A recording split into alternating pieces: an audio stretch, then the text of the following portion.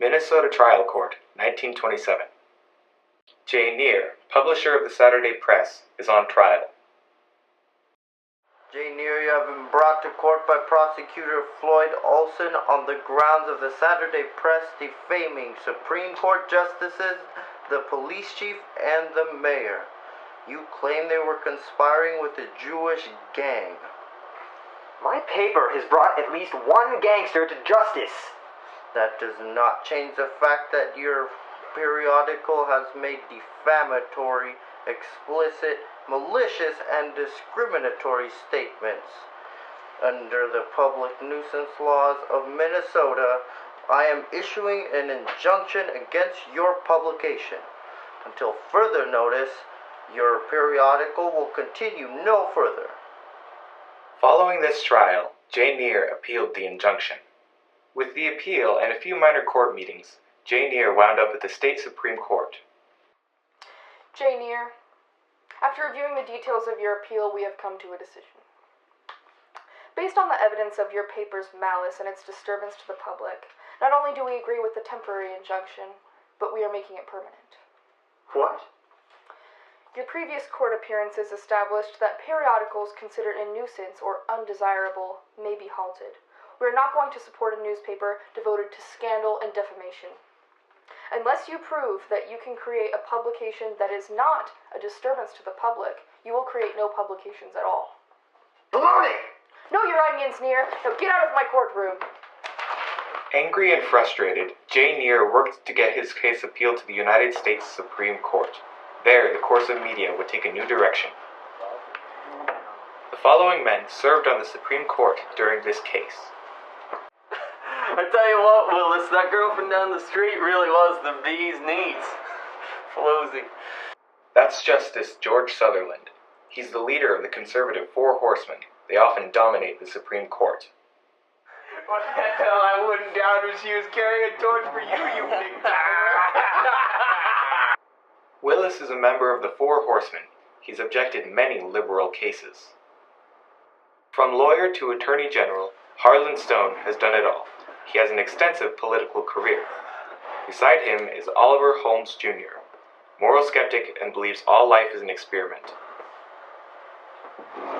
Also on this case were Pierce Butler and James McReynolds. They're the other half of Four Horsemen, both very conservative with very strong opinions. I forgot about the dress code. Nice to see you, gentlemen. Louis Brandy, a former lawyer, is devoted to social causes, and he is even dubbed the People's Lawyer. Owen Roberts, to a lesser extent, engages in social causes. He replaced Edward Sanford in the Supreme Court following Edward's death. Okay, Mick, where are you eggs? Hey! Chief Justice Charles Hughes is the head of the Supreme Court. He replaced the late Chief Justice William H. Taft, a conservative. At this point, the case has reached the Supreme Court. Gentlemen, we received a new case. Here's what we've got. One, J. Neer has had his publication rights revoked under the Minnesota gag law. He believes this use of prior restraint is unfair. He believes the government should not be able to keep him from publishing. Well, as ghastly as his publication is, the First Amendment does protect freedom of press. That doesn't mean he has the right to deface the public authorities. Yeah. The authorities are in that position for a reason. It's against the law to speak such atrocities against the authorities. That's liable. That doesn't mean laws don't change. Laws change all the time. Yeah, and before these laws came about, we had the First Amendment, which protects our right to free speech and freedom of the press. I think you're exaggerating the First Amendment past what is necessary. If the libel posted by the Saturday Press is advertised so boldly, do we still give him First Amendment rights? It's true. Anybody publishing such libelous and malicious material should know better than to voice these opinions. However, I believe prior restraint should always be the last possible solution if any other measures may be taken first. You can believe what you wish, but the state government of Minnesota obviously didn't think prior restraint should be the last option. We should not get so intertwined with state governments.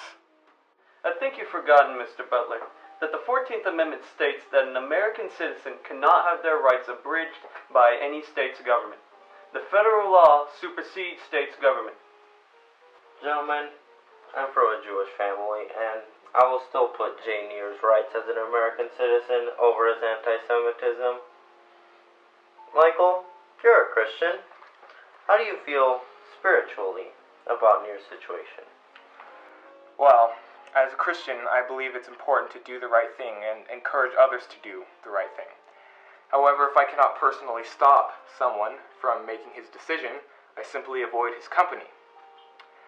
The Lord says he puts human law into place for a reason. If I cannot reason with Neer myself, I will leave it up to the law. And the law says Neer has rights.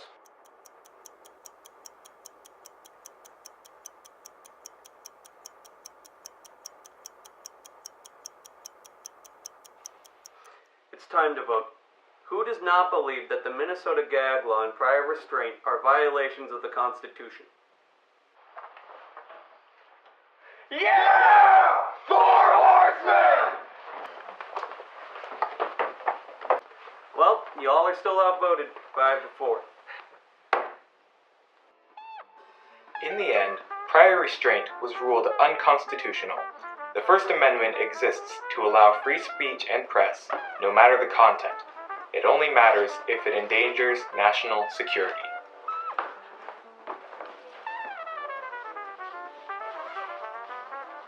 Of course, that doesn't mean you will always get away with libel. Victims of the Saturday Press were still free to sue Jay Neer. But from then on, media in America was free and secure. All thanks to Jay Neer.